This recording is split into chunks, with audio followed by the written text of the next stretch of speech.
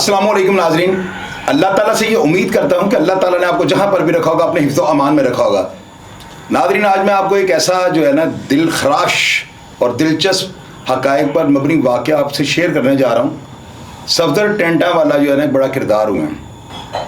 कुछ लोग इनको अंडरवर्ल्ड कहते हैं और मैं आपको बारहा दफ़ा प्रोग्राम्स में ये बता चुका हूँ कि अंडरवर्ल्ड के लोग जो है ना असल में वो होते हैं जो स्क्रीन पर नहीं आते।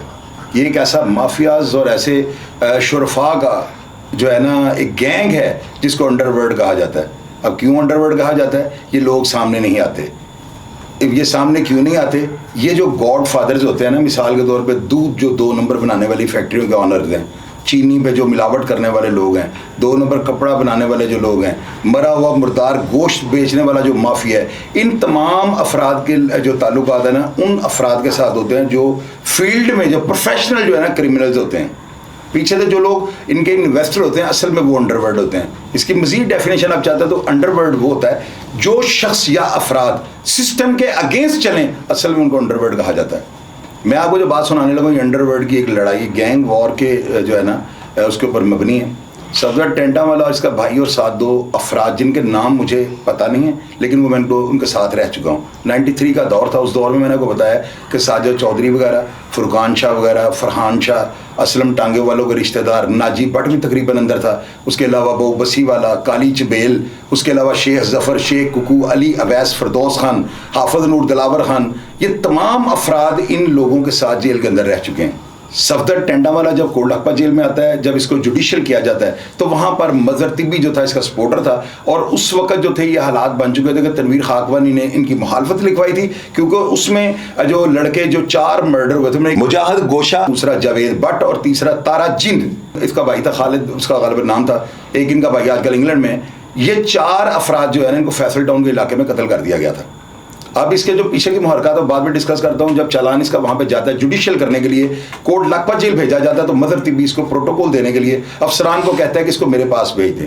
तनवीर खाकवानी इसकी मुखालफत लिखवाता है और जेल के अंदर ये होता है कि मुखालफत लिखाने वाला अंदर रह जाता है और जिसकी वो मुखालफत लिखवाता है वो बंदा ड्यूटी के अंदर से वापस भेज दिया जाता है किसी और जेल में। एक डिस्ट्रिक्ट जेल है और एक सेंट्रल जेल है, तो उस बंदे को फौरी तौर पर कैंप जेल भेज दिया जाता है। मैंने आपको खान जी के प्रोग्राम में बताया था तनवीर खान के को, उन्होंने कहा था कि जिस वक्त मज़हर तिब्बी ने इसको सपोर्ट करने के लिए अफसरान को जो है किसी अमदादी वगैरह को भेजा कि ये मैं इसका सिफारशी हूँ, तो उस वक्त तनवीर खाकवानी जी को ये डर था कि अब मेरा जो है चालान निकल जाएगा, तो वो बताता है कि मैंने एक अंडरवेयर और नीचे पहन लिया था कि अब झगड़ा होगा क्योंकि ये इतना ताकतवर है। लेकिन जेल वालों ने हालात को मद्देनजर रखते हुए सफदर टेंटा वालों को कैंप जेल भेज दिया।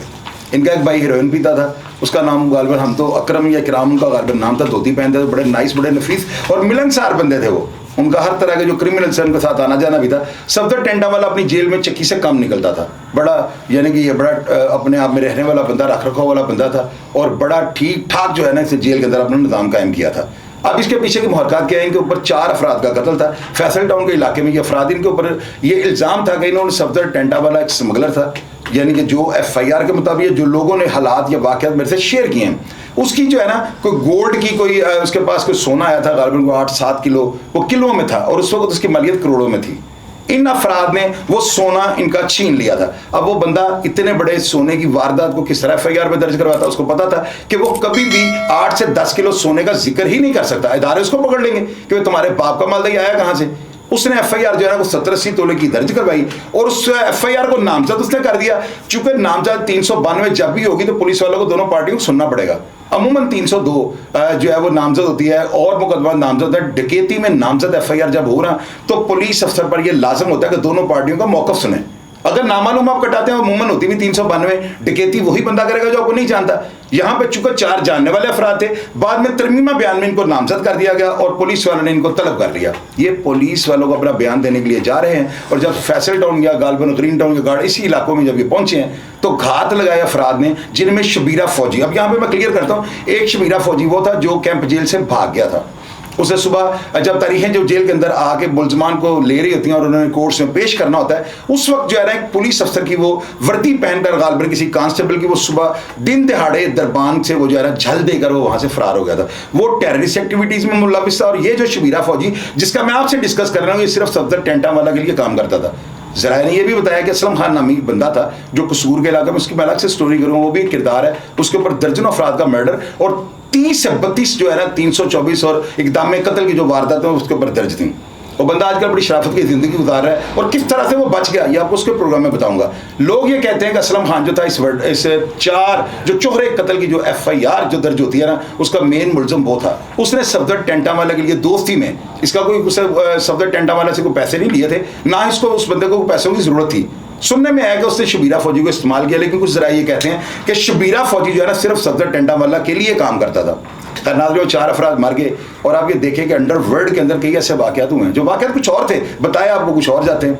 आप लोग यही समझते हो कि वो इतने मामूली से होंगे कि जो 80 तोले नहीं, ये 8 से 10 किलो सोने की वारदात थी।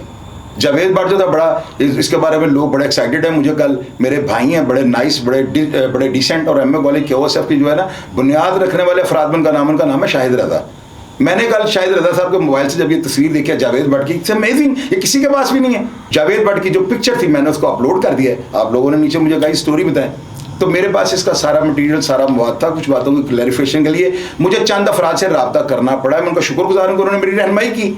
तो आप देखें नाज़रीन, अंडरवर्ल्ड के अंदर इस तरह के कई ऐसे वाक़यात हैं जो आपके बच्चों से छुपाए जाते हैं, आपके बच्चों को ये बताया नहीं जाता। इस वाक़या के अंदर जो है ना तारा जिन, इसका ब्लैक ईगल से ताल्लुक़ था और ये स्टार्ट के जो खानज़ादा मुश्ताक, नदीम अकरम जो वसीम अकरम क्रिकेट के भाई हैं, उसके अलावा नदीम लोधी, उसके अलावा और इस तरह के जो अफराद, एहसानुल्लाह खान बॉबी, अमीर अब्दुल्ला वगैरह, ये सारे जो थे ना उस दौर के ये अफराद थे।